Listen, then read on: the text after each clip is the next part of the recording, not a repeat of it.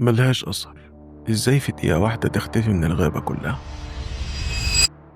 سنة 1912 عيلة أمريكية طلعت رحلة تخييم في جبال بلو ريدج. الأب والأم والبنت دورثي عندها 4 سنين. الدنيا كانت هادية لحد الساعة 5 قبل الغروب. الأم شايفة بنتها بتلعب بالعروسة قدام الخيمة. انشغلت دقيقة ورجعت تبص، مفيش دورثي.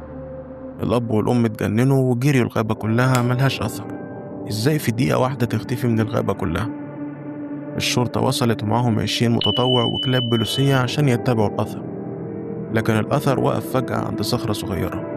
لا في دم، لا هدوم، ولا حتى العروسة بتاعتها. كأن الأرض بلعتها حرفيا. التحقيقات فضلت شهور. اتهموا الدببة والذئاب لكن مفيش دم. اتهموا العيلة اللي كانت جنبهم حتى في التخييم، لكن أكيد كان هيبان عليهم. بعد كام شهر صياد قال إنه شاف راجل غريب باين عليه التوتر، شايل حاجة ملفوفة في بطانية في نفس اليوم. لكن الغريب مش هنا.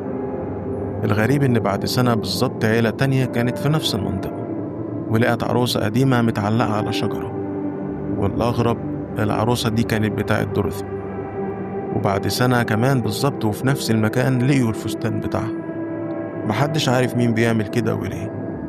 لكن الغريب برضه مش هنا. في كذا عيلة من اللي خيموا على مدار سنتين بعد الواقعة بلغوا إن هما بيشوفوا ظل بنت صغيرة في نفس الغابة دي، وساعات بيسمعوا صوتها. تفتكر إيه اللي حصل لدورثي؟